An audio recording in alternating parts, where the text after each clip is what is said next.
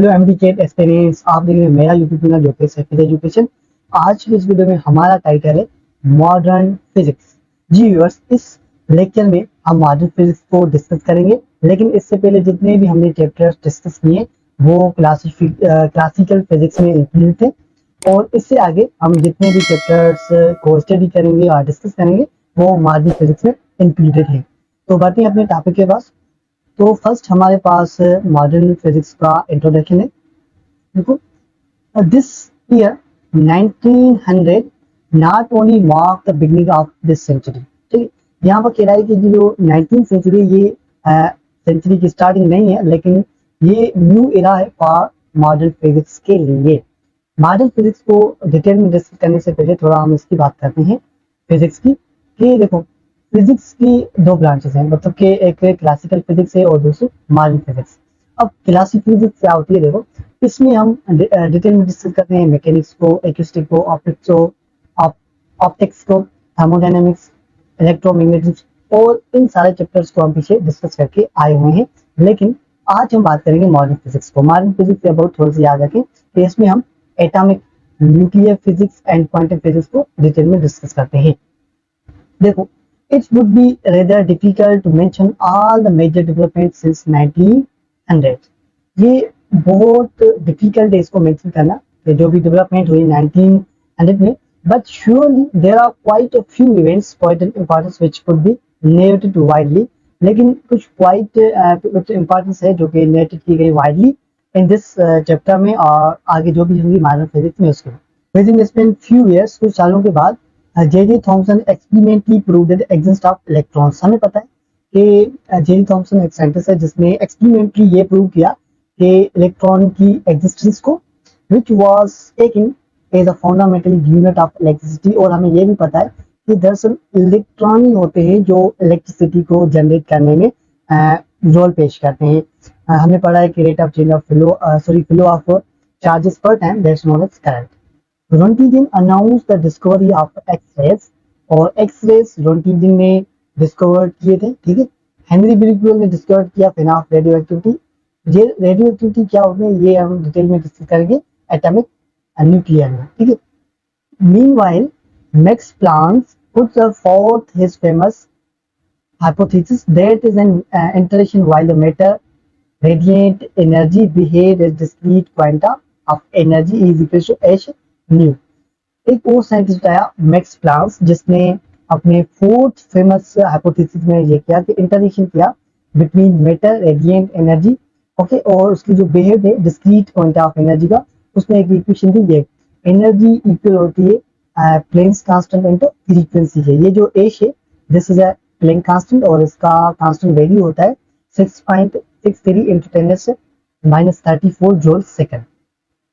During this period, then Albert Einstein gave reconsideration to fundamental concept of classical physics, which led to his famous theory of special relativity। देखो, उसके बाद Albert Einstein ने reconsideration fundamental किया about concept of classical physics, जो lead करके गई इसके famous theory के, जो कि है special relativity. This was turning point, ये ही दरअसल टर्निंग पॉइंट थी to make line demarcation between classical physics and modern physics के दरमियान में। अल्बर्ट आइंस्टाइन की वजह से ही डिफरेंट हुआ classical physics and modern physics में।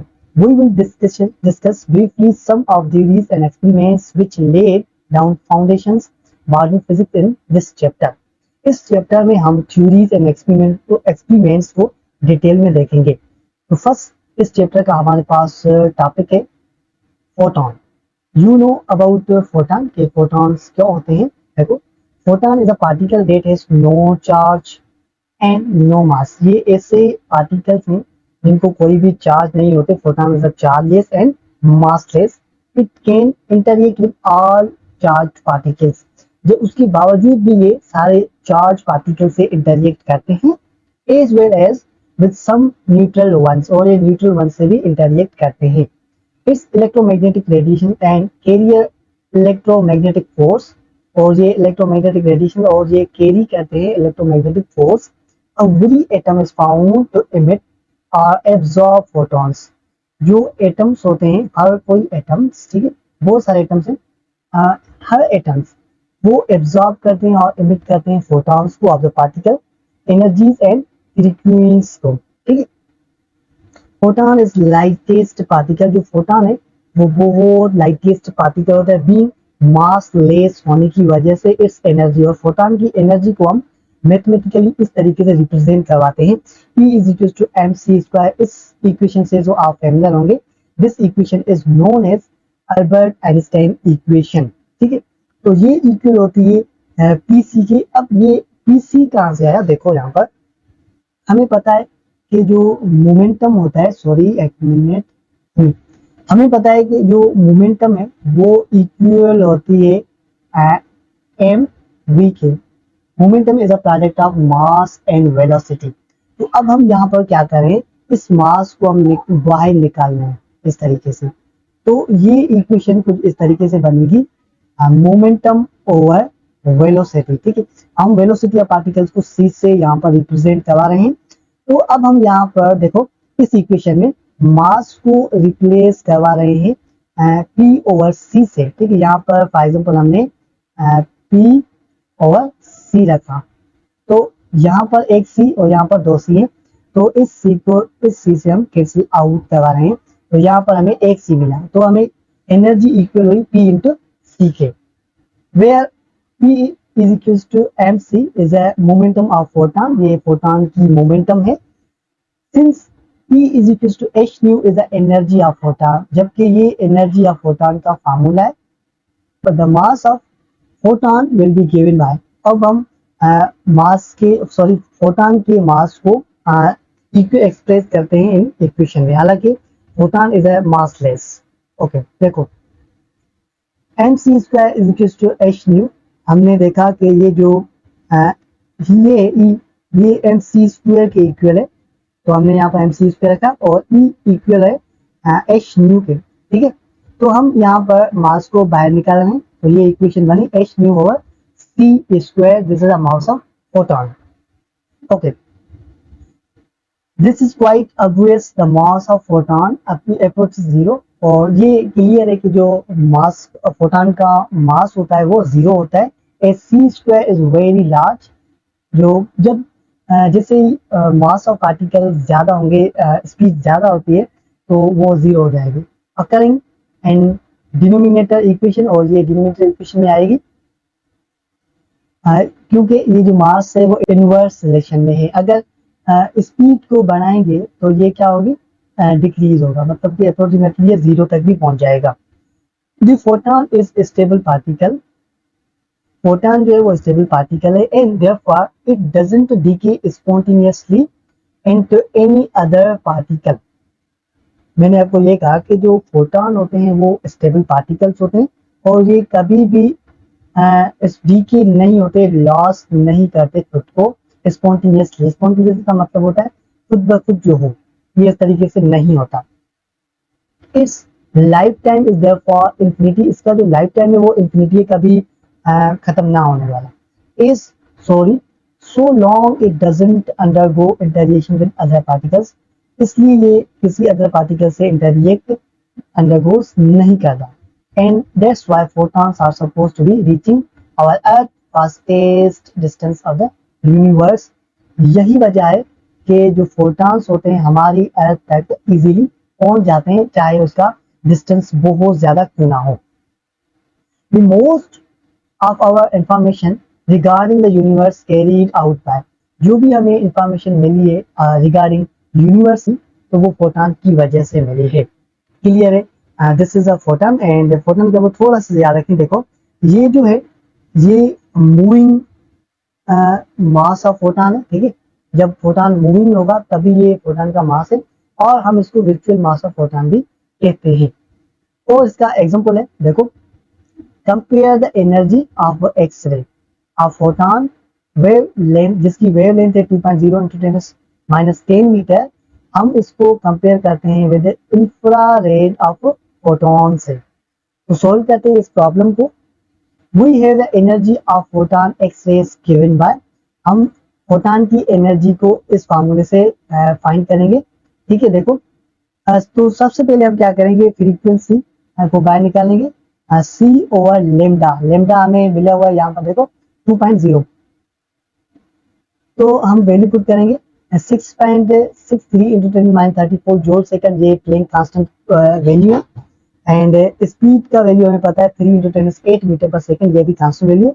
जबकि हमें फोटॉन की वेवलेंथ का हमें पता है 2.0 इंटू 10⁻10 मीटर है। जब हम इसको कैलकुलेट करते हैं तो हमें ये आंसर आएगा 9.94 इंटू 10⁻16 जूल की इतनी एनर्जी ऑफ एक्सरेज की हमें मिली। तो अब हम क्या करेंगे, इसको इंफ्रारेड से कंपेयर करते हैं। Now for infrared photon we have E2 को फाइंड करेंगे सेम ही तरीके से, तो उसके बाद हम वैल्यू को पुट करेंगे, पुट करने के बाद हम इसको कैलकुलेट करेंगे तो हमारे पास आंसर आएगा 9.945 -20 जूल। और उसके बाद अब हम इसको कंपेयर करते हैं इसका E1 एंड E2 को, तो हमें 10s4 मिला। इतना इस दोनों में एक्सरे एंड इंफ्रारेड में कंपेयर हुई, ठीक है। और इस चैप्टर का एक मोस्ट इंपॉर्टेंट टॉपिक है जो कि फोटो इलेक्ट्रिक इफेक्ट। मैं आपको हमेशा कहता हूं कि टर्मिनोलॉजी जो होती है वो हमारे कॉन्सेप्ट पर 70% अफेक्ट करता है। तो यहाँ पर आप टर्मिनोलॉजी समझिए थोड़ा सा। फोटो, क्योंकि अभी अभी हमने पढ़ गया है फोटोन से लिया, और इलेक्ट्रिक ये इलेक्ट्रॉन्स है, ठीक है। इन दोनों का आपस में अफेक्ट देखेंगे, थोड़ा सा ध्यान दीजिए। यहाँ पर देखो, heads in 1887 discovered that when the ultraviolet light falls on certain metals, electrons are emitted। 1897 में हैड्स ने ये डिस्कवर किया कि जब हम यूवी रेस को किसी सर्टेन मेटल्स के ऊपर फॉल करवाते हैं, उसके ऊपर लगाते हैं, तो वहां से इलेक्ट्रॉन्स इमिट होते हैं, वहां से इलेक्ट्रॉन बाहर निकल जाते हैं। ये हैड्स का कॉन्सेप्ट है। This phenomena in which the certain metals emits electron when exposed high frequency light is called photoelectric effect। दरअसल ऐसा फिनोमेना जिसमें मेटल से इलेक्ट्रॉन्स बाहर इजिक्ट हो जाएं, बाहर इमिट हो जाएं due to the high frequency light की वजह से, तो हम उसको कहते हैं फोटो इलेक्ट्रिक इफेक्ट। लेकिन फोटो इलेक्ट्रिक इफेक्ट की डेफिनेशन हम इस स्लाइड के लास्ट में भी देखेंगे, तो थोड़ा सा हम इसको रीड कर लेते हैं। This experimental arrangement to demonstrate the effect shown in figure. इस फिगर में आप इसको देख सकते हैं कि ये अल्ट्रावायलेट सोर्स लाइट है यहाँ पर किसी मेटल पर। जब ये मेटल पर फॉल करेगी तो इसमें से इलेक्ट्रॉन बाहर इजिक्ट हो जाते हैं। This phenomena is known as photoelectric effect. इसको रीड करने से पहले थोड़ा सा यहाँ पर ध्यान दीजिए, जो नंबर ऑफ फोटो इलेक्ट्रॉन्स होते हैं वो डायरेक्टली प्रोपोर्शनल होते हैं फोटो इलेक्ट्रिक करंट से। जितने फोटो इलेक्ट्रॉन्स के नंबर ज्यादा होते हैं उतना ही हमें फोटो इलेक्ट्रिक करंट भी ज्यादा मिलता है। इंटेंसिटी ऑफ लाइट, अगर इन लाइट की इंटेंसिटी को हम बढ़ाते हैं तो नंबर ऑफ फोटॉन्स भी बढ़ते हैं। अगर नंबर ऑफ फोटॉन्स बढ़ेंगे तो फोटो इलेक्ट्रिक करंट भी इंक्रीज होता है। Kinetic energy directly proportional with the frequency, ठीक है। Observe the photoelectric effect as these features। जब ये एक्सपेरिमेंट परफॉर्म किया जाता है तो ये फीचर्स को ऑब्जर्व किया जाता है। नंबर 1 पॉइंट है increasing the intensity of source of light, increasing the number of photo electrons. जो अभी अभी यहाँ पर हमने डिस्कस किया कि अगर नंबर ऑफ फोटो इलेक्ट्रॉन्स को बढ़ाएंगे तो फोटो इलेक्ट्रिक करंट भी ज्यादा होगा, ठीक है। सेम ही पॉइंट है, लेकिन थोड़ा सा इसको घुमाया जाता है कि intensity of light of source को बढ़ाएंगे तो नंबर ऑफ फोटो इलेक्ट्रॉन्स भी ज्यादा होंगे, but not the velocity with which they leave the surface of the metal. लेकिन एक्सेप्शन ये है कि इस अगर प्लेट से जो इलेक्ट्रॉन बाहर निकल जाते हैं इनकी वेलोसिटी इंक्रीज नहीं होगी, वेलोसिटी पर कोई भी इफेक्ट नहीं पड़ने वाला, ठीक है। ये पहली पॉइंट। एंड सेकेंड पॉइंट में ये कह रहा है for which substance there is a certain frequency called threshold frequency. कुछ ऐसे सब्सटेंस हैं जिनको सर्टेन फ्रीक्वेंसी रिक्वायर्ड होती है, उस फ्रीक्वेंसी को हम थ्रेशोल्ड फ्रीक्वेंसी का नाम देते हैं। अगर ये थ्रेशोल्ड फ्रीक्वेंसी लो होगी, बेलो होगी, तो इसमें से कोई भी इलेक्ट्रॉन्स बाहर नहीं निकलेंगे और ये इफेक्ट फॉलो नहीं होगा। या फिर हम ये भी कह सकते हैं कि यहाँ पर कोई फोटो इलेक्ट्रिक इफेक्ट अकर नहीं होगा, ठीक है। तो फिर अब सवाल पैदा ये हो रहा है कि ये थ्रेशोल्ड फ्रीक्वेंसी क्या होती है तो यहाँ पर देखें थ्रेशोल्ड फ्रीक्वेंसी, ये मिनिमम फ्रीक्वेंसी होती है जो कि हमें रिक्वायर्ड होती है टू प्रोड्यूस फोटो इलेक्ट्रिक, ठीक है। फोटो इलेक्ट्रिक इफेक्ट को प्रोड्यूस करने के लिए ये हमें मिनिमम फ्रीक्वेंसी रिक्वायर्ड होती है। अगर मिनिमम फ्रीक्वेंसी हमें लो हो तो ये यहाँ पर फोटो इलेक्ट्रिक इफेक्ट नहीं होगा। और ये डिपेंड करती है नेचर ऑफ मैटर पर कि मैटर की क्या नेचर है, ठीक। थर्ड पॉइंट है the higher frequency of the incident light, जो कि इंसिडेंट लाइट है ये वाली, ठीक है। अगर ये ग्रेटर होगी तो इसकी जो काइनेटिक एनर्जी है वो भी ग्रेटर होती है ऑफ द फोटो इलेक्ट्रॉन्स की। यहाँ पर मैंने आपको बताया काइनेटिक एनर्जी ज्यादा, उसकी फ्रीक्वेंसी ज्यादा। ये तीनों पॉइंट क्लियर है। attempts were made to explain these aspects of the photoelectric effect from the point of view of classical। अगर क्लासिकल फिजिक्स की पॉइंट ऑफ व्यू से हम फोटो इलेक्ट्रिक इफेक्ट को एक्सप्लेन करने की कोशिश करें तो वो कुछ इस तरीके से बनेगा। इसको हम थोड़ा सा आगे चल के डिस्कस करेंगे, लेकिन अब हम फोटो इलेक्ट्रिक इफेक्ट की डेफिनेशन को देखेंगे। तो देखो photoelectric effect the emission of electrons from the metal surface, ठीक है, when exposed to the light suitable frequency, जो कि थ्रेशोल्ड फ्रीक्वेंसी है, that's known as photoelectric effect. देखो ये डेफिनेशन इस पर समझें कि द इमिशन ऑफ, ये जो यहाँ से इलेक्ट्रॉन से ये बाहर निकल जाते हैं, the emissions of electrons from metal surface, this is a metal surface, तो व्हेन एक्सपोज्ड सुइटेबल फ्रीक्वेंसी, जब हम फ्रीक्वेंसी सुइटेबल फ्रीक्वेंसीज को रिक्वायर करेंगे मतलब कि अप्लाई करेंगे तो इससे इलेक्ट्रॉन बाहर निकल जाते हैं। इस होल फिनोमेना को हम कहते हैं this is known as photoelectric effect.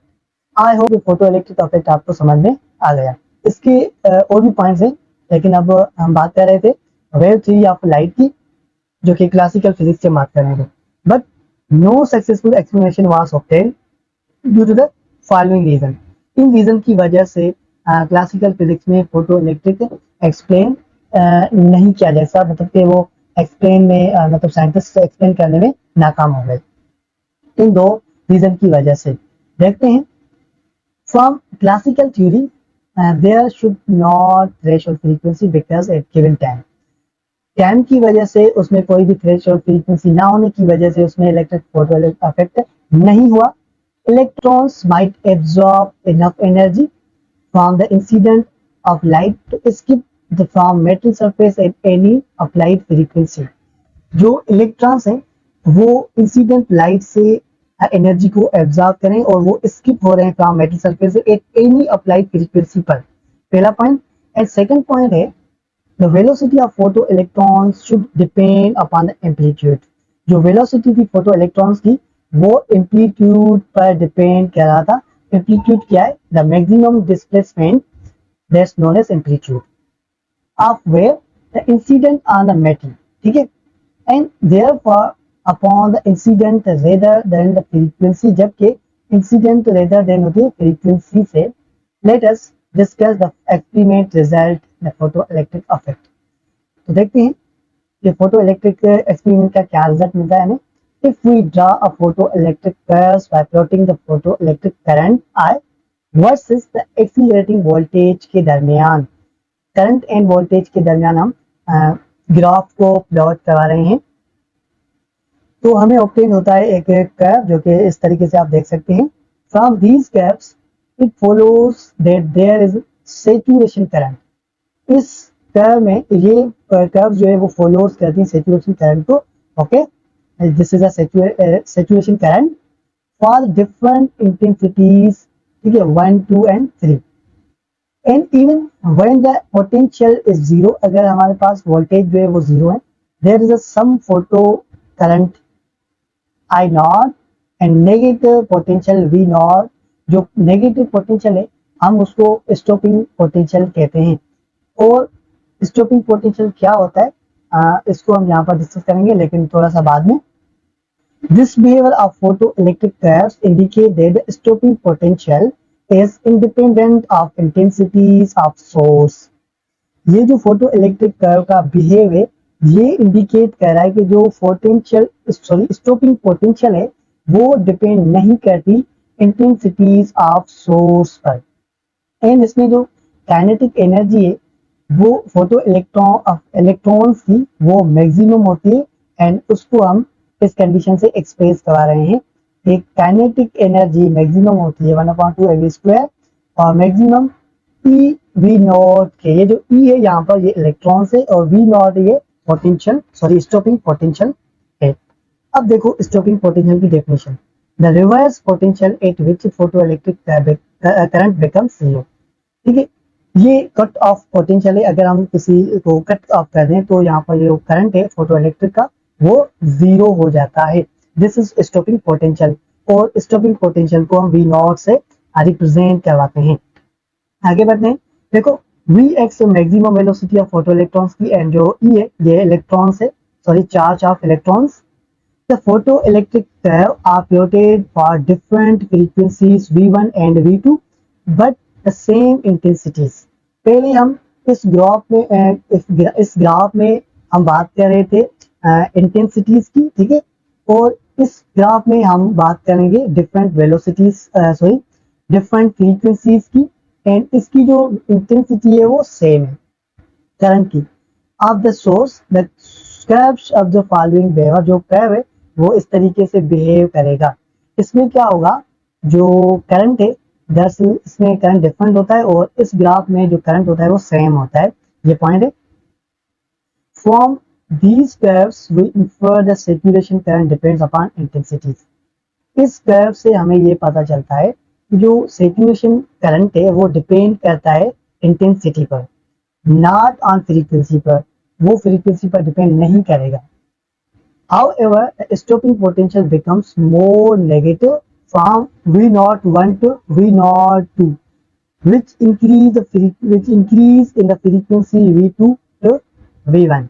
ठीक है, इस ग्राफ से और हम ये कहेंगे जिसमें जो पोटेंशियल एनर्जी है, सॉरी स्टॉपिंग पोटेंशियल है वो बिकम्स मोर नेगेटिव हो जाएगी, ठीक है, एंड इसमें जो फ्रीक्वेंसी वो इंक्रीज हो जाएगी, जो कि V2 ज्यादा होगी एज कम्पेयर टू V1 के। The variation of the maximum energy of photoelectrons के मैक्सिमम, ठीक है, variation of maximum energy is a function of frequency V may be seen from. ठीक है, हम इस ग्राफ में मैक्सिमम एनर्जी एंड फ्रीक्वेंसी का आपस में रिलेशन देखेंगे जो कि डायरेक्ट है, और ये जो ग्राफ है कुछ इस ग्राफ से थोड़ा सा दूर बनता है, ठीक है, मतलब फर्दर अपार्ट होता है। This graph shows a threshold frequency V naught is a minimum frequency below which no electrons skip the metal surface. ये जो ग्राफ हमने प्लॉट करवाया, ये ग्राफ थ्रेशोल्ड फ्रीक्वेंसी को रिप्रेजेंट कर रहा है, जो कि मिनिमम फ्रीक्वेंसी होती है किसी इलेक्ट्रॉन्स को इजेक्ट करने के लिए। अगर ये थ्रेशोल्ड फ्रीक्वेंसी बिलो होगी, मतलब लो होगी, तो मेटल में से कोई भी इलेक्ट्रॉन्स इजेक्ट नहीं होंगे, कोई भी इलेक्ट्रॉन स्किप बाय नहीं करेंगे। The most significant feature of this graph is that the slope of lines give the ratio of a over C.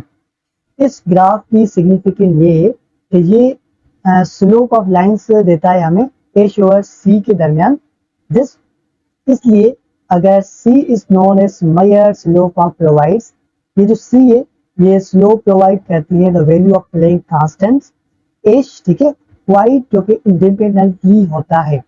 Okay, इस ग्राफ की ये सिग्निफिकेंट है जो कि हमने यहाँ पर डिस्कस कर ली। उसके बाद हमारे पास टॉपिक है Einstein explanation of photo electric effect on the base of quantum theory. Quantum theory के बेस पर आइंस्टाइन ने फोटो इलेक्ट्रिक इफेक्ट को एक्सप्लेन किया। अब सवाल यहाँ पर पैदा ये हो रहा है कि क्वांटम थ्योरी क्या होता है। देखो, quantum theory that describes the behavior of matter and energy at smallest scale as atoms and subatomic particles। Quantum theory ऐसी थ्योरी है जिसमें मैटर एंड एनर्जी को स्मॉलेस्ट स्केल पर डिस्क्राइब किया गया है, जैसे कि एटम एंड सब एटम की अगर हम बात करें तो। देखो, Albert Einstein provided a successful explanation of photo electric effect. दरअसल पहले हमने बात की फोटो इलेक्ट्रिक इफेक्ट की, कि फोटो इलेक्ट्रिक इफेक्ट को 1926 में हैर्स ने मतलब डिस्कवर किया, ठीक है। अल्बर्ट आइंस्टाइन सक्सेसफुल हुआ द फोटो इलेक्ट्रिक को एक्सप्लेन करने में on the base of quantum theory की बेस पर ही प्रपोज दैट एन इलेक्ट्रॉन इधर एब्जॉर्ब्स वन होल फोटॉन और इट एब्जॉर्ब्स नन। अल्बर्ट आइंस्टाइन के मुताबिक एक इलेक्ट्रॉन या तो होल फोटॉन को एब्जॉर्ब करता है या फिर किसी भी फोटॉन को एब्जॉर्ब नहीं करता। The chance that an electron may absorb more than one photon is negligible because the number of photons is much lower than electrons. Albert आइंस्टाइन के मुताबिक कि जो इलेक्ट्रॉन्स हैं उनमें ये चांस है कि वो ज्यादा से जो फोटॉन्स को एब्जॉर्ब करते हैं वो नेग्लिजिबल है, क्योंकि जो नंबर ऑफ फोटॉन्स होते हैं वो कम होते हैं एज कंपेयर टू इलेक्ट्रॉन्स के। After absorbing a photon an electron either leaves the surface of metal or despite its energy। और दूसरी पॉइंट ये बता रहा है कि अगर कोई इलेक्ट्रॉन फोटॉन को एब्जॉर्ब कर भी लेता है तो वो या तो मेटल को लीव करके जाएगा, अगर वो मेटल को लीव करके नहीं जाएगा तो वो अपनी एनर्जी को डिसिपेट करता है, एनर्जी को वेस्ट करता है विद इन मेटल के अंदर, लेकिन वो इलेक्ट्रॉन अपनी जगह को नहीं छोड़ेगा, मेटल को इजेक्ट नहीं करेगा। In such a short time interval that it is almost no chance to absorb a second photon. इसमें थोड़ी सी टाइम की वजह से और जो इलेक्ट्रॉन्स होते हैं वो दूसरे फोटॉन को एब्जॉर्ब करने का चांस मिलता ही नहीं। And increase the intensity of light of source simply increase the number of photons and the number of electrons. इस पॉइंट को हमने पहले भी डिस्कस किया, लेकिन यहाँ पर कह रहा है कि अगर हम इंटेंसिटी ऑफ लाइट को इंक्रीज करते हैं तो सिंपली ये बात है कि नंबर ऑफ फोटॉन्स भी इंक्रीज होंगे क्योंकि ये डायरेक्टली प्रोपोर्शनल है, एंड नंबर ऑफ इलेक्ट्रॉन्स भी इंक्रीज होंगे। लेकिन यहाँ पर एक्सेप्शन ये है, the energy for the electron remain unchange. जो एनर्जी इलेक्ट्रॉन के लिए है वो अनचेंज होगी, उसमें कोई भी चेंज नहीं आता। However the increase of frequency of light, ठीक है, याद रखें लाइट की अगर हम फ्रीक्वेंसी को इंक्रीज करवाते हैं then the increase of energy of photons, ठीक है, उसके बाद फोटॉन की जो फोटॉन की लाइट है वो भी इंक्रीज होगी, hence the energy of electrons too, और इलेक्ट्रॉन्स की एनर्जी भी इंक्रीज होगी। ये तीनों आपस में डायरेक्टली प्रोपोर्शनल होते हैं। क्लियर है इतना? उसके बाद this according to Einstein quantum theory an electron absorbs a photon of frequency to accumulate an energy equal to the energy of a photon। देखो आइंस्टाइन क्वांटम थ्योरी के अकॉर्डिंग अगर कोई इलेक्ट्रॉन फोटॉन को absorb करता है तो उसकी जो फोटॉन की फ्रीक्वेंसी है वो एक्यूरेट इक्वल होती है, ठीक है, एक बार फिर से सुनिए, वो एक्यूरेट इक्वल होती है to the energy of photon से। The electron may lose some of this energy before leaving the metal of surface and is ejected with a kinetic energy less than photon energy। देखो इसमें कह रहा है कि अगर इलेक्ट्रॉन अपनी energy को लॉस करता है किसी मेटल को छोड़ने से पहले, ठीक, और वो काइनेटिक एनर्जी को इजेक्ट करता है जो कि कम होती है एच न्यू से, this is the energy of photon, ठीक है, और यहाँ उसमें ये कह रहा है कि इट में लॉस ऑल इट्स एनर्जी। दूसरी कंडीशन में ये बता रहा है कि ये जो इलेक्ट्रॉन है या तो वो सारी एनर्जी को लॉस कर देता है विद इन मेटल के अंदर, and doesn't escape all from the metals, and ये मेटल्स में सारे एस्केप नहीं होते। This is true even if the photon absorption occurs at a metal surface because there exists a force of attraction। अगर वो energy को absorb करते हैं मेटल सरफेस से बिकॉज उसके बावजूद भी वो मेटल को एजेक्ट नहीं करते, मेटल से बाहर नहीं निकलते, इसका मतलब ये है कि उसमें फोर्स ऑफ अट्रैक्शन एग्जिस्ट करता है which force the electron with in the metal, जो इलेक्ट्रॉन्स को मेटल के अंदर होल्ड करके रखता है, इलेक्ट्रॉन्स को बाहर जाने की इजाजत नहीं देता, ठीक। The energy required to overcome this binding force, जो एनर्जी इस बाइंडिंग फोर्स के लिए हमें रिक्वायर्ड होती है उसको हम कहते हैं वर्क फंक्शन, और ये मैंने और से आप नोट करें। ठीक है। वर्क फंक्शन क्या होता है, देखो ऐसी एनर्जी जो हमें रिक्वायर्ड हो बाइंडिंग फोर्स के लिए, या फिर हम ऐसे भी कह सकते हैं जो इलेक्ट्रॉन को बाहर निकलने ना दे, ठीक है, फोर्स, उस फोर्स के लिए जो हमें एनर्जी रिक्वायर्ड होती है हम उसको वर्क फंक्शन कहते हैं। एंड वर्क फंक्शन जो है हम उसको डिनोटेट करवाते हैं फाई से, ठीक है, जो कि कांस्टेंट होता है मेटल के लिए।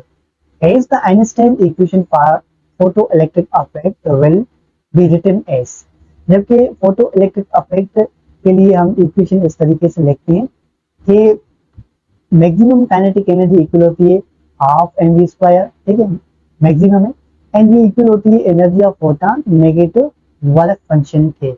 This is the equation of photo electric of Einstein equation. Clear है इतना? आगे बढ़ते हैं।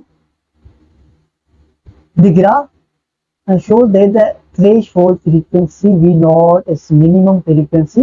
threshold frequency को हमने पहले भी डिस्कस किया कि ये मिनिमम फ्रीक्वेंसी होती है।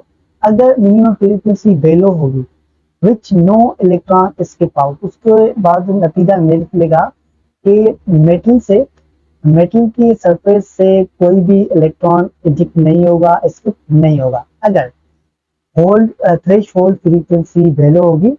Hence The condition to find the threshold frequency, threshold frequency को फाइंड करने के लिए ये कंडीशन है।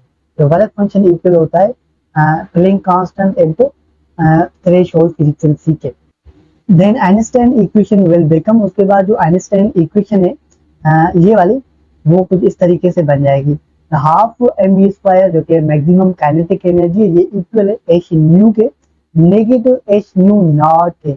हम क्या करें यहाँ पर, वर्क फंक्शन की जगह पर हम ये वाला वैल्यू पुट करवा रहे हैं यहाँ पर।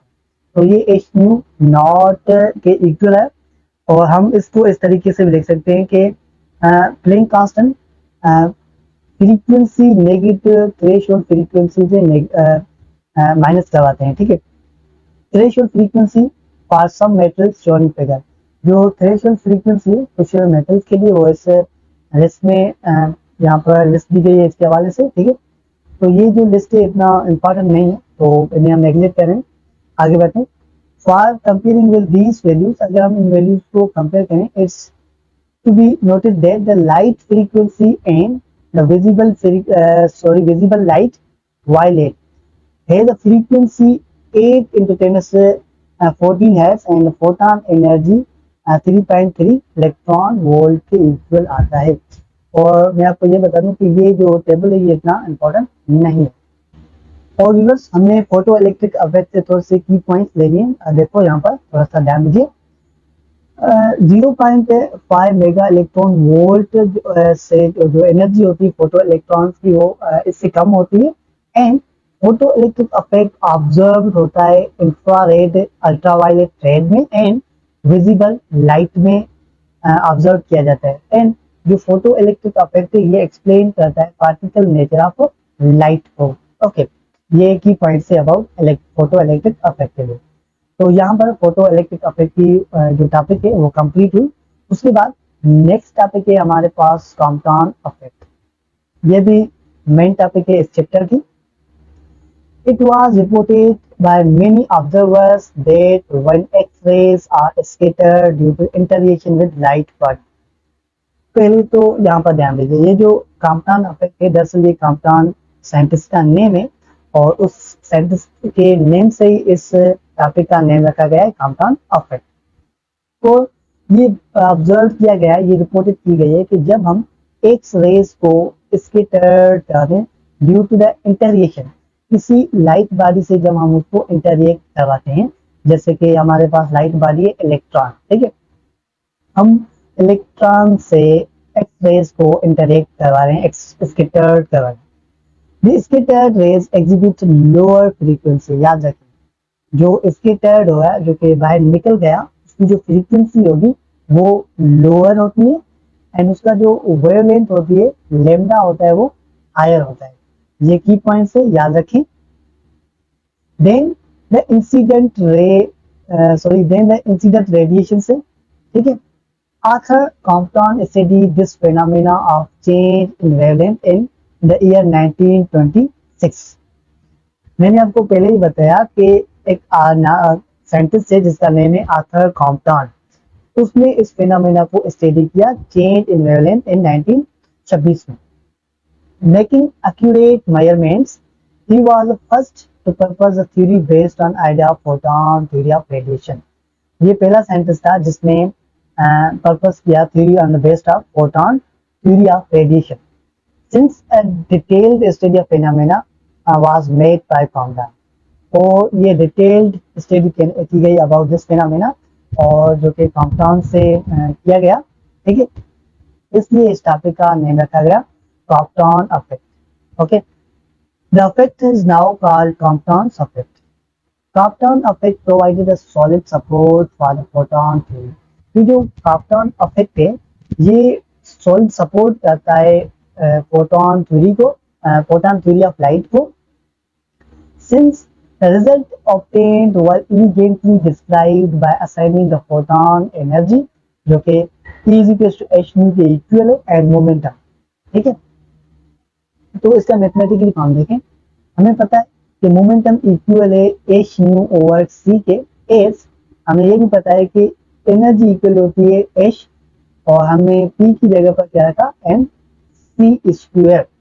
ये भी हमें पता है कि आइंस्टाइन इक्वेशन जो कि हमें गिव्स करता है H nu over C equal होते हैं M C is to P के। पी यहाँ पर मोमेंटम है। Scattering is treated to be two bodies collision between photon and electron।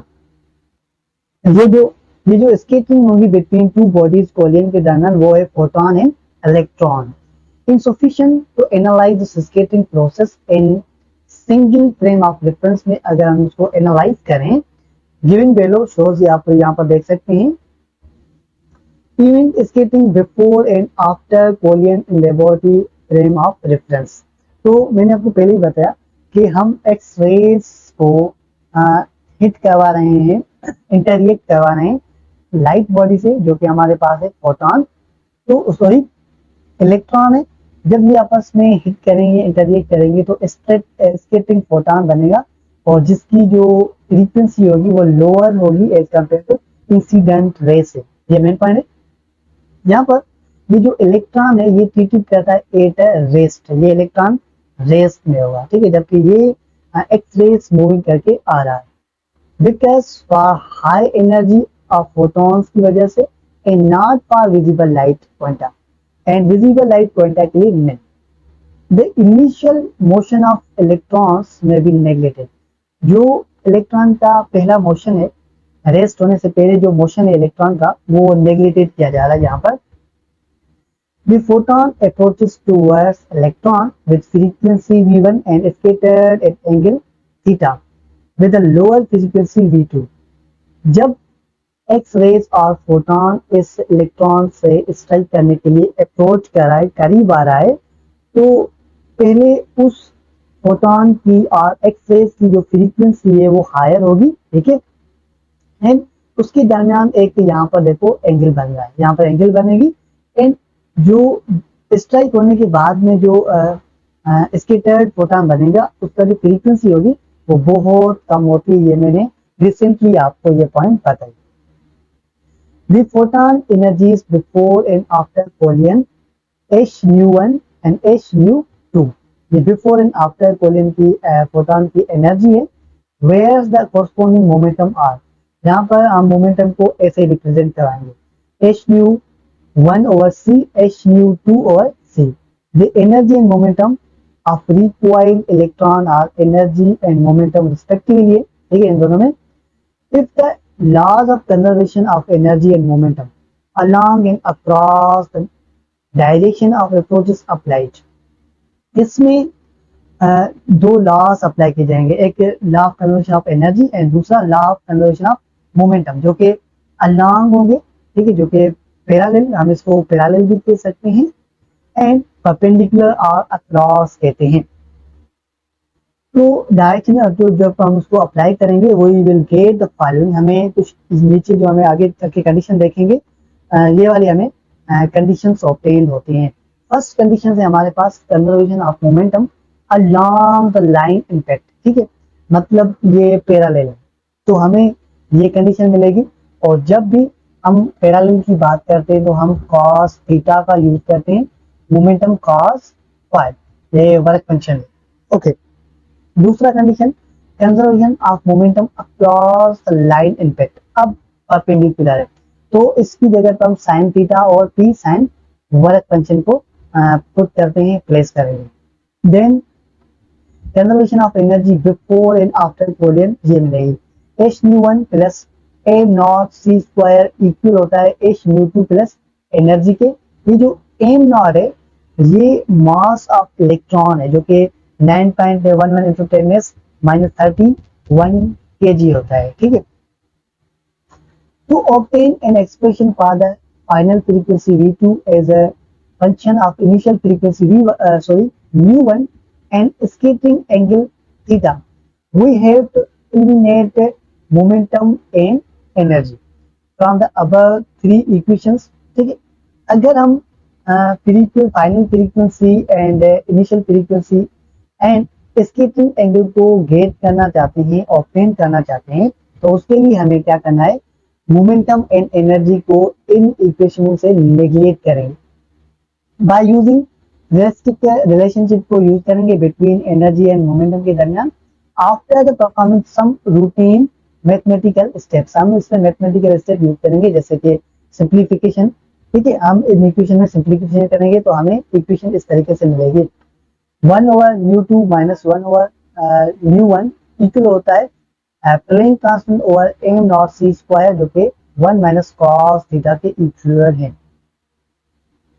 और अब हम इस इक्वेशन को रिड्यूस करेंगे by using nu is equal to C over lambda को यूज करेंगे तो ये इक्वेशन रिड्यूस हो जाएगी इस इक्वेशन में। देखो किस तरीके से कि ये जो न्यू है फ्रीक्वेंसी है ये इक्वल होती है H over am not C square के, जो हमने रखा H over am not C, ठीक है। ये सी और इस सी से हम यहाँ पर कैंसिल करेंगे तो यहाँ पर हमें एक सी मिलेगा, और लेमडा को हम बाहर निकालेंगे तो लेमडा लिखेंगे लेमडा 2 माइनस लेमडा 1, हम इसको इस तरीके से भी लिखते हैं लेमडा चेंज इन लेमडा और चेंज इन वेवलेंथ इक्वल होता है H over am not c and 1 minus cos theta. Equation, ये जो इक्वेशन है famous Compton formula for the increase in wavelength of scattered photon का, ठीक है। हम इसको the quantity of h over am not c the Compton's equation कहते हैं, इसका कॉप्टॉन वेवलेंथ, और इसको एक और भी हम इसको नाम देते हैं कॉप्टॉन शिफ्ट का, जो कि आपको पंजाब बुक में मिलेगा। एंड इसको डिनोटेट करवाते हैं इस तरीके से कि लेमडा सी इक्वल होता है एच ओवर एम नॉट सी के, जो कि इक्वल है 2.426 इंटू 10⁻12 मीटर के। ये जो एच है ये प्लेन कांस्टेंट वैल्यू है, ठीक है, जो कि 6.60 इंटू 10⁻34 जूल सेकंड होता है। एम नॉट जो कि मास ऑफ इलेक्ट्रॉन है ये भी कांस्टेंट है, एंड स्पीड ऑफ पार्टिकल ये भी कांस्टेंट है। तो हम इस वैल्यूज को पुट करके जब कैलकुलेट करेंगे तो हमें ये आंसर मिलेगा, ठीक है। इनको डिस्कस करने से पहले हम यहाँ पर इसकी बात करते हैं की पॉइंट्स की, कि मैंने आपको बताया कि जो लेमडा है इसकी का वो ग्रेटर होता है as compare to initial lambda से, ठीक है। एंड इसमें क्या होगा, जो फ्रीक्वेंसी है स्कैटर्ड की वो लोअर होती है as compare to initial frequency से, एंड इस तरीके से एनर्जी ऑफ स्कैटर्ड लोअर होती है एनर्जी ऑफ इनिशियल से, एंड जो मोमेंटम है स्कैटर्ड फोटॉन की ये भी लो होती है as compare to momentum of initial से, और ये डिक्रीज होती है। स्कैटर्ड ऑफ फोटॉन ऑब्जर्व किया जाता है 8 एंड 90 डिग्री पर, ये जो वैल्यू है 10 से हमें 90 डिग्री पर मिला, और अगर एंगल डिफरेंट होगी तो इनका वैल्यूज भी क्या होता है, डिफरेंट होता है, ये भी हम देखेंगे। पहले इसकी बात करते हैं। जो कॉप्टॉन इफेक्ट है ये एक्सप्लेन करता है पार्टिकल नेचर ऑफ रेडिएशंस की। जो फोटो इलेक्ट्रिक इफेक्ट था वो एक पार्टिकल नेचर ऑफ लाइट की बात कर रहा था, ठीक है, और ये जो है वो रेडिएशंस की बात कर रहे हैं। ऑब्जर्व इन एक्सरेज, ये एक्सरेज में ऑब्जर्व किया जाता है, एंड गेमा रेज में, ठीक है, जबकि फोटो इलेक्ट्रिक इफेक्ट जो कि visible light, UV rays and infrared में ऑब्जर्व किया जाता है। देखो 0.5 मेगा इलेक्ट्रॉन वोल्ट से इसकी एनर्जी ज्यादा होनी चाहिए तभी ये ऑब्जर्व होगा, अदरवाइज नहीं। एंड 1 मेगा इलेक्ट्रॉन वोल्ट से एनर्जी ज्यादा होनी चाहिए।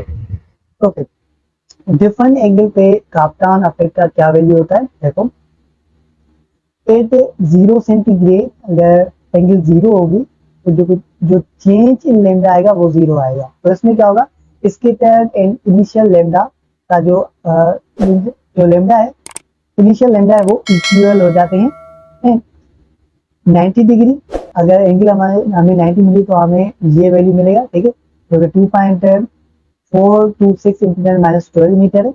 अगर एंगल 180 डिग्री है तो हमें ये वैल्यू मिलेगा 4.86 इंटू 10⁻12 मीटर। अगर 60 डिग्री है तो हमें इतना वैल्यू मिलता है 1.2 इंटू 10⁻12 मीटर। लेकिन इन वैल्यूज में से जो इंपॉर्टेंट वैल्यू है वो ये वाला वैल्यू है, क्योंकि ये बुक में इंक्लूड नहीं और पास मेडिकल टेस्ट में ये एमसीक्यू भी पूछा गया है कि 90 डिग्री पर क्या वैल्यूज होता है काप्टान इफेक्ट का। तो इसे याद रखें। यहाँ पर काप्टान इफेक्ट की टॉपिक कंप्लीट हुई। उसके बाद एक न्यू टॉपिक है हमारे पास, pair production and annihilation of matter. बात करते हैं पेयर प्रोडक्शन की। हमें टॉपिक से ही पता चल रहा है कि हम बात करेंगे पेयर एंड उसकी प्रोडक्शन की। मैं हमेशा आपसे कहता हूं कि जो टर्मिनोलॉजी है ये 70% रोल पेश करता है हमारे कॉन्सेप्ट में। तो आप टर्मिनोलॉजी समझें। जब आपको टर्मिनोलॉजी समझ में आ जाएगी तो आपका 70% कॉन्सेप्ट क्लियर हो जाएगा इंशाल्लाह। देखो, we have already seen that low energy of photon on striking with electron losses its energy। ठीक है, हमने ये देखा पहले कि लो एनर्जी फोटॉन जब हम स्ट्राइक करवा रहे थे इलेक्ट्रॉन से तो अपनी एनर्जी को लॉस कर रहा था। ठीक है, ये हमने फोटो इलेक्ट्रिक इफेक्ट में बात की। वेयर इज हाई एनर्जी, जबकि हाई एनर्जी फोटॉन लॉस करता है द पार्ट ऑफ इस एनर्जी इन काप्टान इफेक्ट में हमने इसको भी डिस्कस किया अभी। ए फोटोन में also loss it's energy in other way. दूसरी तरीके से भी फोटोन अपनी एनर्जी को लॉस करते हैं।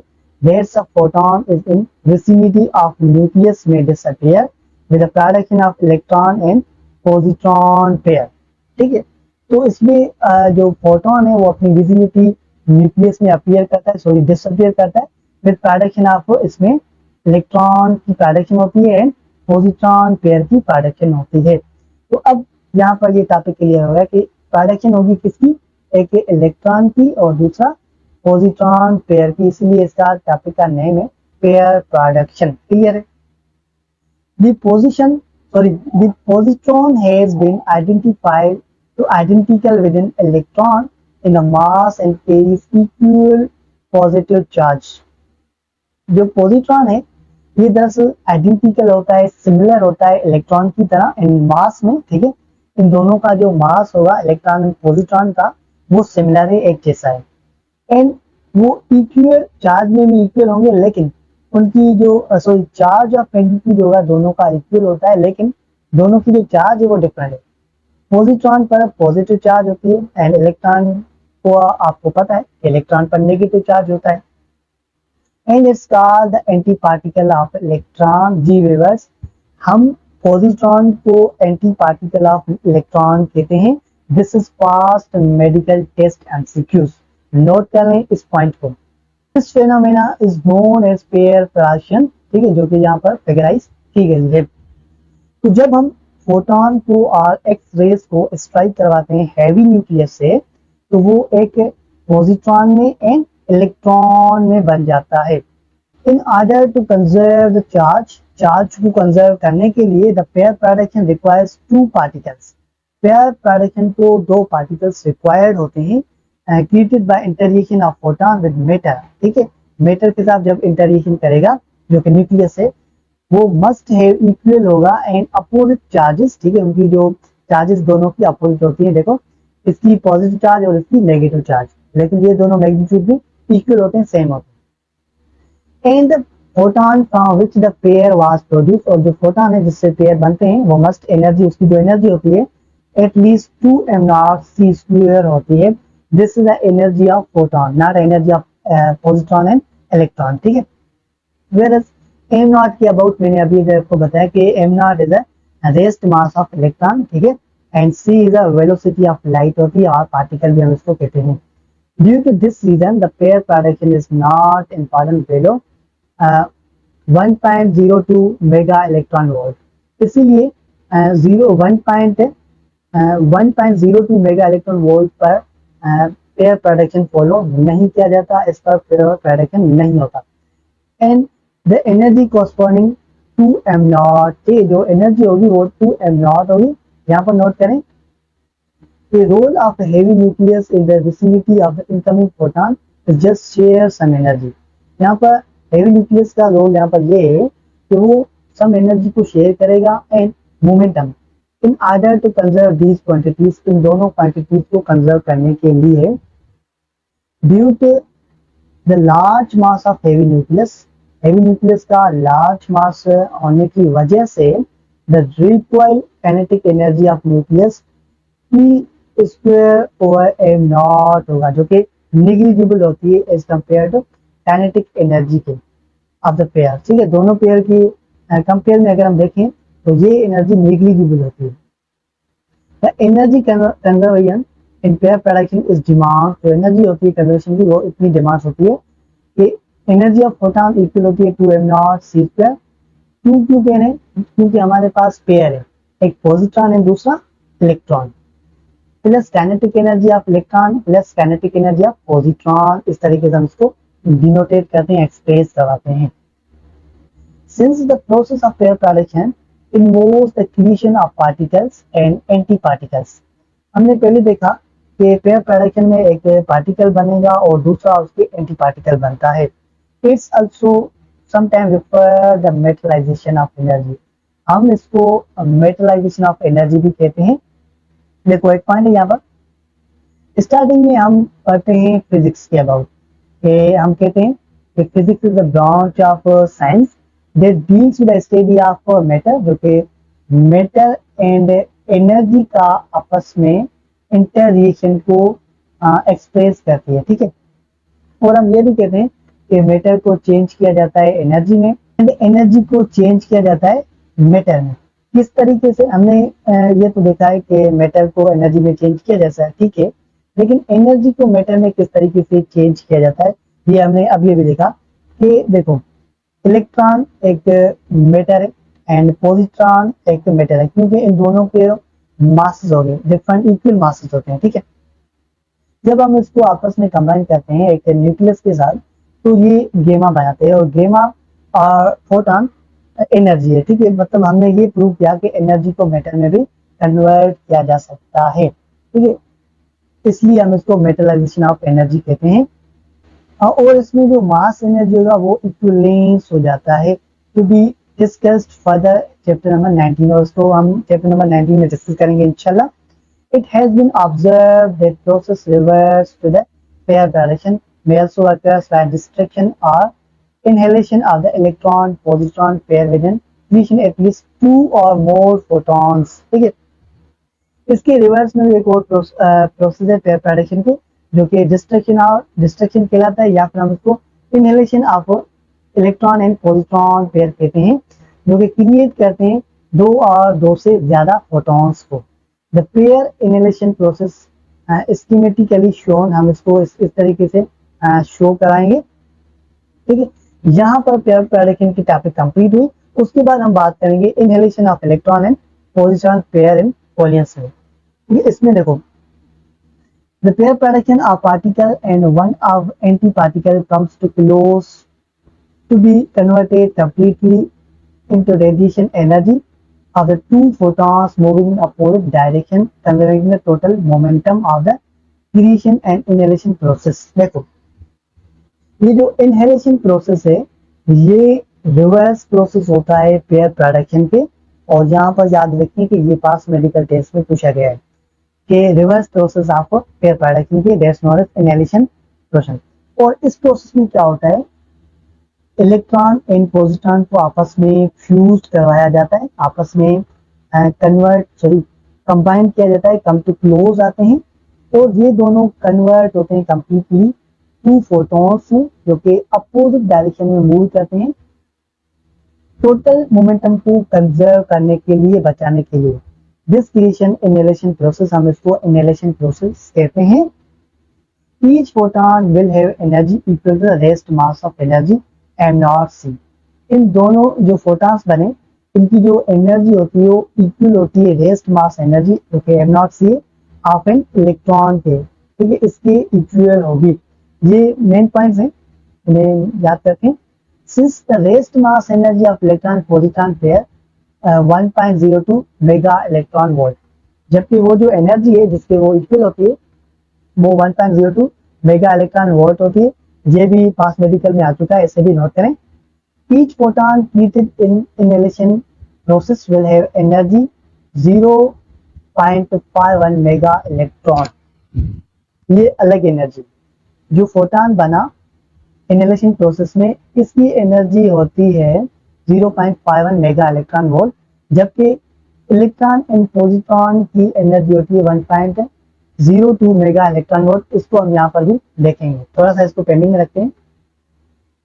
The energy conservation equation for the purpose will be, हम इसको इस तरीके से एक्सप्रेस करवाएंगे। देखो, mc plus C square kinetic energy of positron and kinetic energy of electron plus kinetic energy of electron, ठीक है, क्योंकि ये दो पेयर है, इक्वल होती है 2h म्यू के, ठीक है। जहाँ पर एनिलेशन, यहाँ पर एनिलेशन की टॉपिक कंप्लीट हुई। उसके बाद ये देखो, rest mass of energy of electron and positron होती है 1.02 मेगा इलेक्ट्रॉन वोल्ट, जबकि फोटॉन की एनर्जी होती है 0.51 मेगा इलेक्ट्रॉन वोल्ट। और लास्ट में एग्जाम्पल है इस हवाले से, इसको भी देख लेते हैं। देखो, a photon have wavelength 0.04 angstrom in vicinity of heavy nucleus, जो कि प्रोड्यूस करता है इलेक्ट्रॉन एंड पॉजिट्रॉन पेयर को, ठीक है। जब ये इलेक्ट्रॉन एंड पॉजिट्रॉन पेयर बनते हैं तो उसकी क्या एनर्जी होती है, हम इस एनर्जी को फाइंड करना है ऑफ ईच पार्टिकल है, इस दोनों पार्टिकल की। If the kinetic energy of positron is right, और इसमें एक्सेप्शन ये दे रहा है कि जो पॉजिट्रॉन पेयर है उसकी काइनेटिक एनर्जी ट्वाइस हो जाती है एज कम्पेयर टू इलेक्ट्रॉन के, ठीक है। हमें ये गिवन है values, energy of photon 12.4 10⁻³ mega electron volt, m0 square equal है 0.511 मेगा इलेक्ट्रॉन वोल्ट के। सोल्व करते हैं according to law of conservation of energy of wave के अकॉर्डिंग। इनिशियल एनर्जी इक्वल होती है फाइनल एनर्जी के according to law of conservation of energy. तो formula use करते हैं hc ओवर लैम्डा इक्वल होती है 2m0 स्क्वायर, जो कि kinetic energy of electron and kinetic energy of positron है। वैल्यू पुट करते हैं, देखो 12.4 × 10⁻³ मेगा इलेक्ट्रॉन वोल्ट ओवर जो हमारे पास लैम्डा है वो इतना है 0.0040, क्योंकि ये जो ऊपर लैम्डा ये इंस्टॉल ग्राउंड है और इसको हम चेंज करते हैं मीटर में। 2 into multiply 2 into 0.511 mega electron volt plus 3 into kinetic energy of electron. First हम इलेक्ट्रॉन की फाइंड करेंगे, जो कि हमें मिली 3.1 मेगा इलेक्ट्रॉन वोल्ट, और जो इक्वल है 1.022 प्लस में 3 into kinetic energy of electron. अब हम इलेक्ट्रॉन की काइनेटिक एनर्जी को फाइंड करेंगे। देखो 3.1 जो कि नेगेटिव होगी 1.022 over 3 mega electron volt. Calculate करने के बाद हमें इतना आंसर मिलेगा 0.692 मेगा इलेक्ट्रॉन वोल्ट। अब हमें फाइंड करना है काइनेटिक एनर्जी ऑफ पॉजिट्रॉन की, जो कि हमें डबल करनी है। इस वैल्यू को हम 2 से मल्टीप्लाई करेंगे तो इसकी एनर्जी डबल हो जाएगी, जो कि है 1.384 मेगा इलेक्ट्रॉन वोल्ट। तो व्यूअर्स, फाइनली हमने मॉडर्न फिजिक्स को यहाँ पर वाइंड अप कर लिया एंड मिलेंगे इसके अगले लेक्चर में वेरी सून। और तब तक के लिए मुझे इजाजत दें और आप अपना ख्याल रखें। Thank you very much.